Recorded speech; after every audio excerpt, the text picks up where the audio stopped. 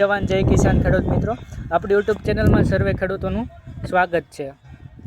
હવે આપણે જે પાણી સાથે છંટકાવ કરી શકાય એટલે કે પાણીમાં ઓગળી જાય એવા ખાતરની વાત કરીએ અને પાણી પંપમાં છાંટીને જે ખેતર અથવા જેને ડ્રીપ ઇરિગેશન હોય એ ડ્રીપમાં આપવાનું હોય, જે પાણીમાં દ્રાવ્ય થાય ડ્રીપ ઇરિગેશન હોય એ ખાતરની વાત કરીએ તો કયા ખાતર આવતા હોય છે। એમાં પહેલું તો એક 19-19-19 એટલે કે નાઇટ્રોજન 19, ફોસ્ફરસ 19, પોટેશિયમ 19 ગ્રેડનું આવતું હોય છે। એ ખાતરની વાત કરીએ તો આપણે 30 દિવસનો પાક થાય અને વૃદ્ધિ માટે સારો એવો આપી શકાય। વૃદ્ધિ માટે તને 10, 15 કે 25 દિવસના અંતરે પણ આપણે ખાતર આપવું જોઈએ। ફૂલ આવ્યા પહેલાં 1-2 વાર આપ્યાથી પાક સારો એવો ગ્રોથમાં આવી જાય છે। હવે એ વાત કરીએ તો આપણે એનું પ્રમાણ કેટલું રાખવું જોઈએ। 10 થી 15 ગ્રામ પર લીટરે આપણે આ ખાતર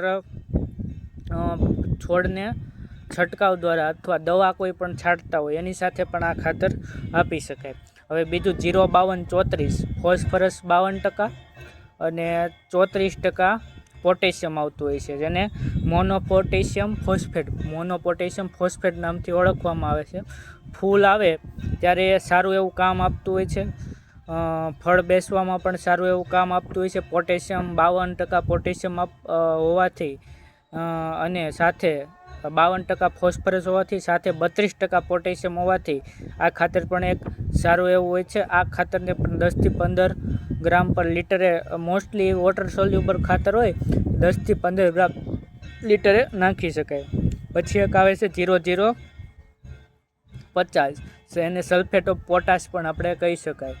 આ ખાતર ખાસ કરીને જ્યારે ફળનો વિકાસ કરવાનો હોય, ફળ બેસી ગયા પછી ફળનો વિકાસ કરવાનો હોય ત્યારે પણ આપી શકાય। અને કંદમૂળવાળા જે પાક હોય, કંદમૂળવાળા પાકમાં પોટેશિયમ એક મહત્ત્વની ભૂમિકા ભજવતો હોય છે।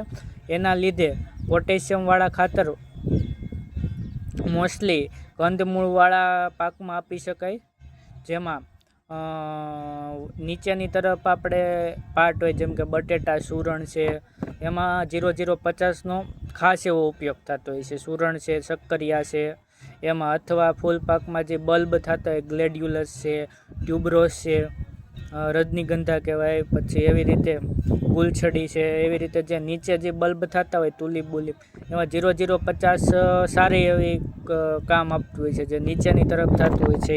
પછી પોટેશિયમ નાઇટ્રેટ આવતું હોય છે, એમાં 13% નાઇટ્રોજન અને 45% પોટેશિયમ આવતું હોય છે। તે ખાતર પણ આપણે મોસ્ટલી બધા 10 થી 15 ગ્રામ પર લીટરે જ આપી શકાય।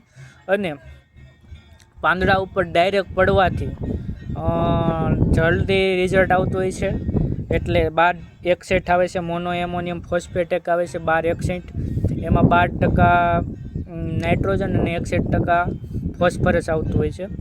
એ પણ ફોસ્ફરસ સારું એવું હોય છે। પછી એક આવશે કેલ્શિયમ નાઇટ્રેટ આવતું હોય છે, એમાં 15.5% નાઇટ્રોજન અને કેલ્શિયમ 19.5% જેવું કેલ્શિયમ હોય છે। સલ્ફેટ ઓફ પોટાશમાં પણ સારું એવું 18% થી 16% જેવું, 18 કે 16% જેવું કે એવું સલ્ફર આવતું હોય છે। એના કારણે સલ્ફર પણ મળતું રહે છે પાકમાં, એટલે 0-0-50માં સલ્ફર આવે છે અને કેલ્શિયમ નાઇટ્રેટમાં 19.5% જેવું કેલ્શિયમ આવતું હોય છે। એટલે આ ખાતર સાથે સાથે કેલ્શિયમ પણ। હવે આ ખાતર શું કામ આપણે વાપરવા જોઈએ?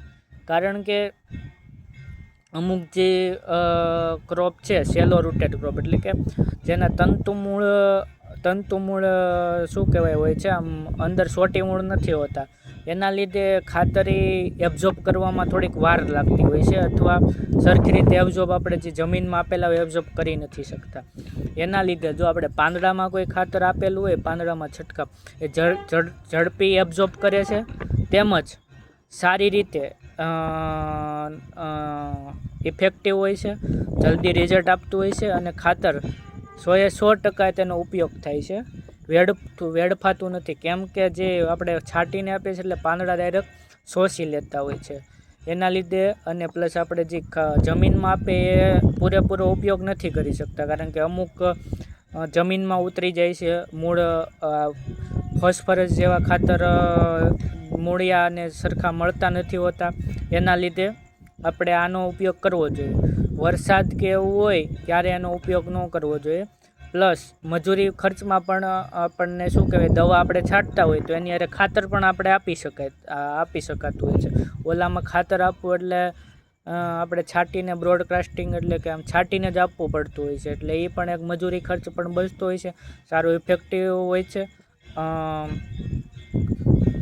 તમારે બધો અખતરો કરવા છતાં તમારે ખેડૂતને અખતરો એમ કરવો જોઈએ કે અડધામાં ન આપવો જોઈએ. એની ઇફેક્ટ જોવી જોઈએ કે કઈ રીતે આવે છે, શું આપણને ફાયદો થાય છે. અમુકમાં છાંટીને આપો, અમુકમાં ડ્રીપ ઇરિગેશન હોય એમાં તો ફરજિયાત આ ખાતર ઓગળીને પાણી સાથે જ આપવાનું થતું હોય છે.